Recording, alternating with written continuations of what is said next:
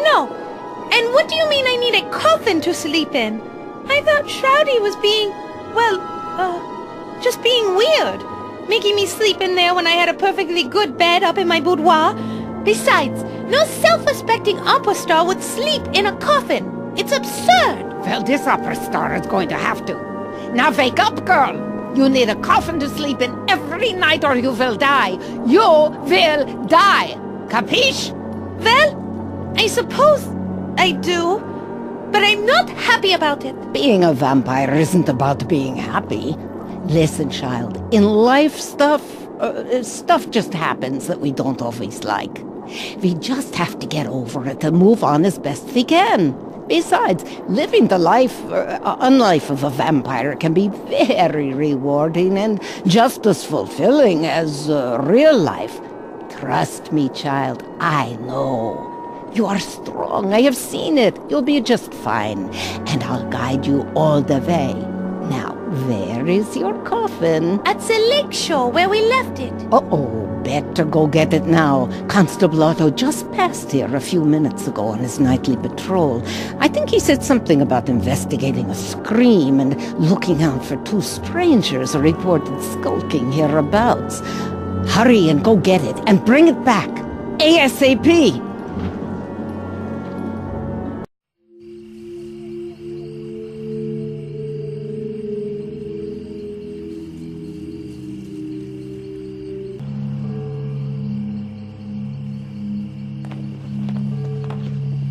Interesting.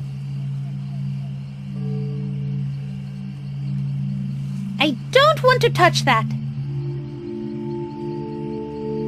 Hello, sir? May I talk to you for a moment? Yes, but only for a few minutes. I am Constable Otto van Pelt, and I'm in middle of serious investigation. Some very strange things have been happening around here lately. Can you tell me about those weird events happening lately? Yes. I got report from cottages nearby of two men who have been skulking around shoreline and along the road. Then we heard reports from all over of horrible screams that echo throughout the valley. So I was assigned to investigate, and about 100 yards down the shore I found, well, what appeared to be Baron Shroudy von Heaver's clothing. And it smelled awful. Noxious vapors were emanating from the clothes. It was quite a sight. And last night I discovered the coffin sitting on the shore with two oars in it. It is mighty strange. You'll have to pardon me, ma'am. I best be getting back to my investigation. I haven't much time before Luke Crane gets wind of it and muscles the case out from under me. He's always trying to be in the spotlight. What are you doing with that boat? Looking for clues.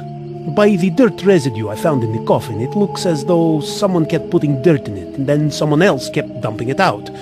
Also, by impressions left behind, it looks like someone, a woman, judging by the shape of the imprint, slept here every night and had a bat for a companion.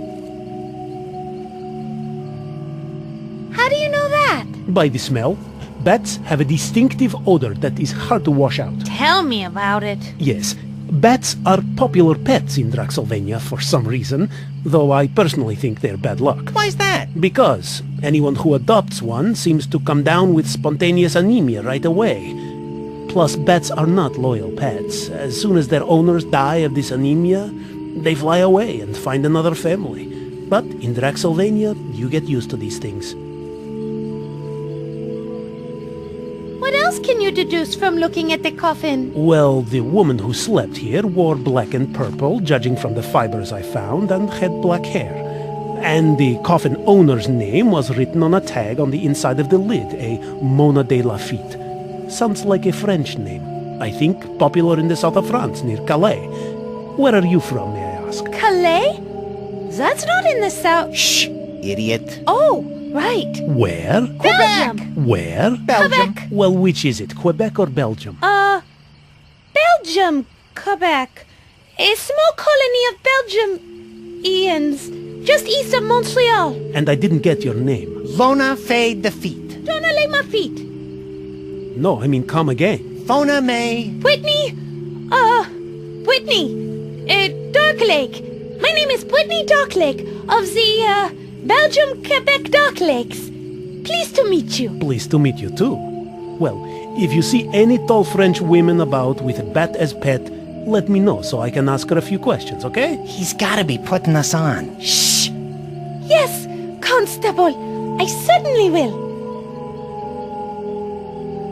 Can you tell me about the nearest towns? Well, there is Vlad's Landing down the road behind you, and beyond that near the border is the quaint village of Gothford Falls. Up the river are the towns of Ravenhaven, Howling Oaks, Battsburg, and the new retirement community of Scarlet Meadows. Tell me about Vlad's Landing. Yes, it's a hilly town located just down the road there, and serves as a hub of commerce for Lake Varg. The Drexylvania Tourist Board, a powerful entity in these parts, almost got Burgermeister to change the town name. To what? Super Happy Funville. The board thought it might increase tourism. I like the runner-up name myself. Let me guess. Autotopia? No, but I like that. No, the runner-up name was Don't Swim in the Water the Lake Monster Will Get You-ville. In the end, all parties agreed to leave as is. It was for the best. Tell me about Gothford Falls. It's just the cutest little town, built on a bridge overlooking the falls. Quite spectacular. But the local baron appointed the most corrupt skirt chaser as Burgermeister, Wilhelm Vinton. Ugh. They say he has charisma and can make deals better than anyone. Villagers seem to like him, but no woman is free from his tentacles for long. I sure hope the recall campaign succeeds. If he is a good leader, why do you hate him so much? Oh my! I think I asked the wrong thing. Are you okay? No, he's fine. It was a long time ago. High school. And I had... Stop no, it. That's okay. this crush on any time at all.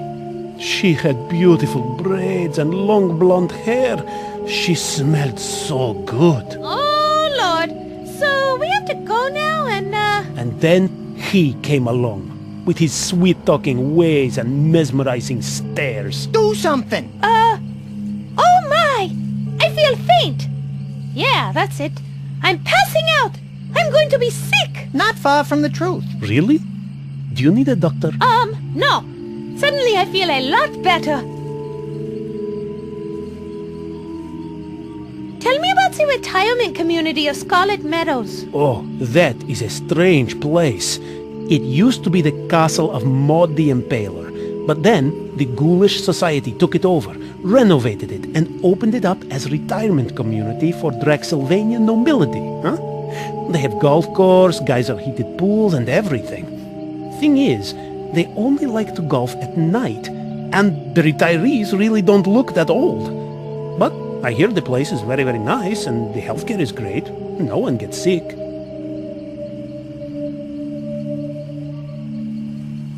Can you tell me about the graveyard down the road? The Drexylvania graveyard and picnic grounds? Another bright idea by the tourist board.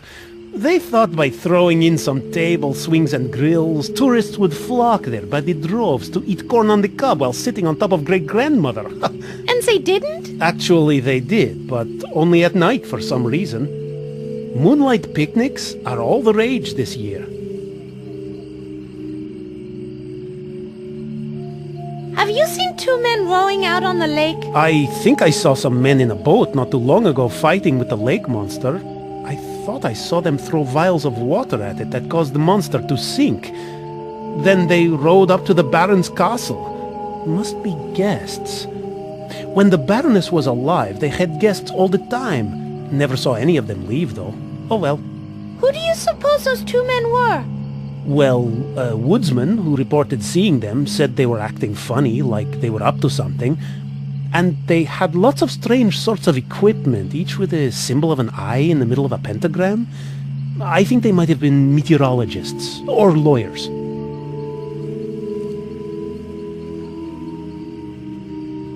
I'm out of questions for now. Okay, back to my investigation.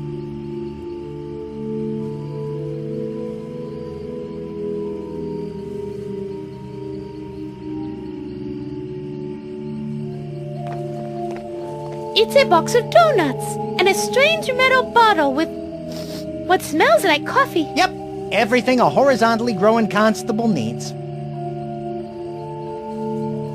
I don't want those. They look all eaten up anyway. Even the bear claw! Dang!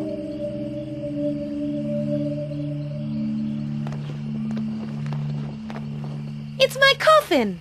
I used it to cross the lake. I can't get my coffin with the constable there.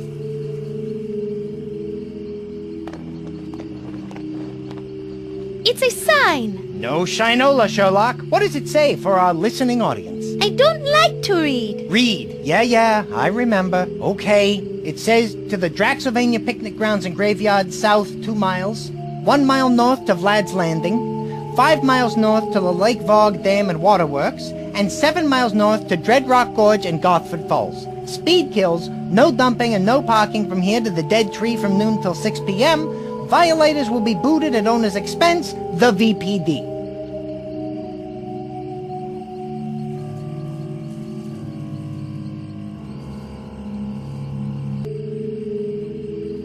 I went back to get it, but we were too late. Constable Otto was there. I guess it's time that you had this. Vampires for Dummkopf. It has everything a budding vampire like you needs. Read it and learn it all.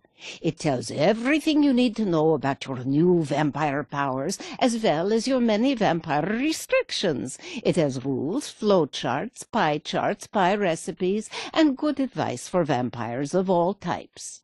Thank you, Madame Sturgoy. Back to being a vampire. With some time in practice, you'll slowly gain new vampire powers, especially now that Shroudy is no longer your master. You don't have to read it cover to cover, but you may want to use it from time to time if you two encounter difficulties during your journey. As a member of the undead, you are required to return to your grave every night My grave. But seriously, I know, off on a side, I'm really not dead.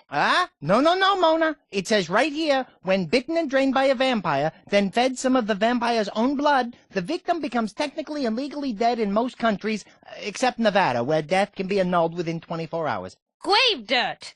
Fine, I'll get right on it.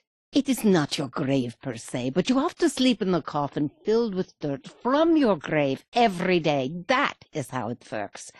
You did bring that grave dirt with you when you escaped the castle, right? Not exactly. I, sort of dumped it out. I'm afraid you're going to have to go back to the castle and retrieve it. Back to the castle? Shush now! Something's coming in! Oh, great spirit of the ball, show me Sector 12! Madame Sturgoy, who are they? Vampire hunters, Monsieur Calvin and Belcou, his apprentice. Why on earth did signs send them instead of Abraham? Ugh, God only knows. Oh, well, they are vampire hunters from a religious brotherhood. You can thank them for staking Baron Shroudy von Kiefer to death back by the lake. They want to stake you, too. They will not likely rest until your undead heart stops beating in your undead chest, after which time you will be 100% dead. Look, if you do not find more grave dirt before sunrise, you will not be able to return to your coffin, and I already explained how important that is. Try the Draxylvania Cemetery and Picnic Grounds for a start. It's just down the road past the lakeshore. You can't miss it. What you're saying is that if we're ever going to make it to Paris, before we can leave, we must get Mona's coffin, then replenish our supply of Mona's grave dirt, and we're done? Once you have the grave dirt and your coffin, you will need a wagon to carry it all and a horse to pull it. I think you can borrow the wagon from the cemetery caretaker, and I just so happen to have a line on a horse for sale in the local town of Vlad's Landing, just up the road from here. I grabbed this flyer while I was there. I don't have any extra money, so you'll have to work something out with the owners. Steal, borrow wagon from the caretaker, work something out with the owner of the horse, get coffin and grave dirt, check. Luckily for you, I know some Turkish smugglers in Puerto Varda. They owe me a few favors from back in the old days. I got them to agree to take you on their ship, the Demeanor, a large tramp freighter bound for France.